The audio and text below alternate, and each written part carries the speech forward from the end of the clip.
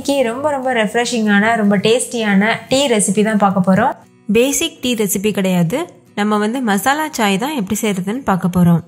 இது நல்ல ஒரு ஃப்ளேவரோட ரொம்பவே டேஸ்டியா ரிஃப்ரெஷிங்கா இருக்கும். ஸோ கண்டிப்பா ட்ரை பண்ணுங்க.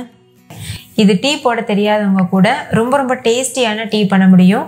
ஸோ கண்டிப்பாக ஒரு டைம் ட்ரை பண்ணி பாருங்க. அதுக்கப்புறம் எப்போதுமே இந்த டீ தான் பண்ணுவீங்க. ஹாய் ஃப்ரெண்ட்ஸ், வணக்கம். என் பேர் Abhi. Welcome to Indian recipes Tamil. வீடியோக்குள்ள போகிறதுக்கு முன்னாடி நம்ம சேனல் இந்தியன் ரெசிபிஸ் தமிழை சப்ஸ்கிரைப் பண்ணிக்கோங்க. கூடவே இருக்க பெல் சிம்பலையும் கிளிக் பண்ணிக்கோங்க.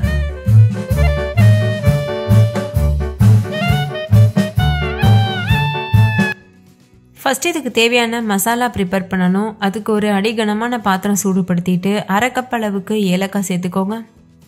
ஸ்டவ்வை லோ ஃப்ளேமில் வச்சுக்கோங்க. இது கூட இப்போ நம்ம ஸ்பைசஸ்லாம் சேர்க்கணும். ஒரு சின்ன துண்டு சுக்கு எடுத்துக்கோங்க. 1 டீஸ்பூன் மிளகு, 1 டீஸ்பூன் சோம்பு, 1 டீஸ்பூன் கிராம்பு, ஒரு சின்ன துண்டு ஜாதிக்காய், ஒரு சின்ன துண்டு பட்டையும் சேர்த்துக்கோங்க.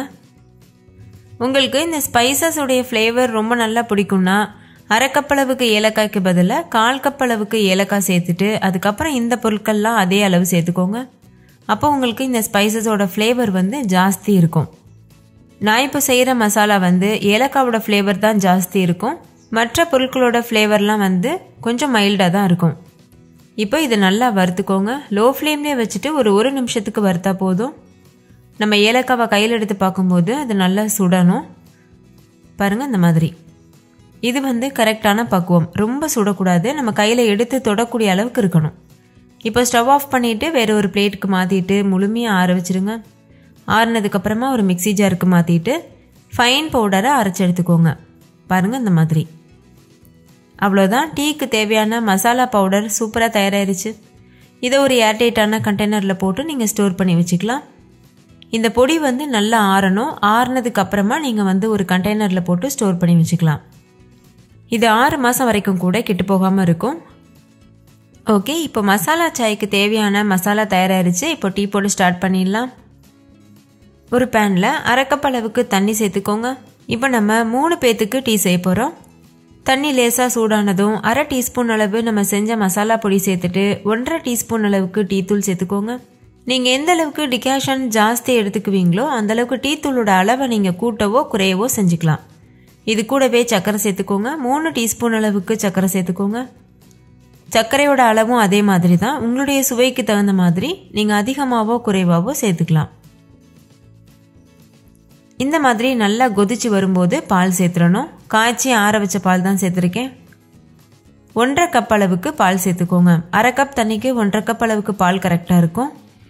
நீங்கள் யூஸ் பண்ணுற பால் ரொம்ப கெட்டியாக இருந்ததுன்னா 1 கப் பால் 1 கப் தண்ணி சேர்த்து பண்ணலாம். அது ரொம்ப நல்லாயிருக்கும்.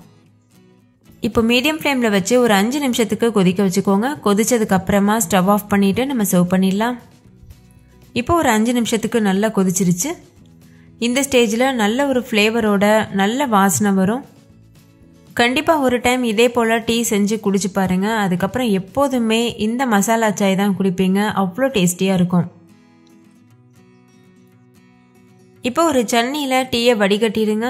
வடிகட்டினதுக்கப்புறமா 2-3 டைம் நல்லா ஆற்றிக்கோங்க. எவ்வளோ நீளமாக நீங்கள் ஆற்றுறீங்களோ அந்தளவுக்கு டீ வந்து நல்லா நுர பொங்கி வரும். அப்போ டேஸ்ட் வந்து கடைகளில் கிடைக்கிற போல் ரொம்பவே சூப்பராக இருக்கும். ஓகே, மசாலா சாய் சூப்பராக தயாராகிருச்சு. நம்ம இப்போ இதை சர்வ் பண்ணிடலாம். ஈவினிங் டைமில் நல்லா சுட குடிக்கும்போது ரொம்பவே சூப்பராக இருக்கும். ஸோ மிஸ் பண்ணிடாமல் ட்ரை பண்ணி பாருங்கள். ஓகே ஃப்ரெண்ட்ஸ், இந்த டீ ரெசிபி உங்களுக்கு ரொம்ப பிடிச்சிருந்துச்சுல? பிடிச்சிருந்தா லைக் பண்ணுங்கள். உங்கள் ஃப்ரெண்ட்ஸ் கூடவும் ஷேர் பண்ணுங்கள். நீங்களும் வீட்டில் செஞ்சு பார்த்துட்டு டேஸ்ட் எப்படி இருந்ததுன்னு கமெண்ட்டில் சொல்லுங்கள். தேங்க்யூ, பாய்.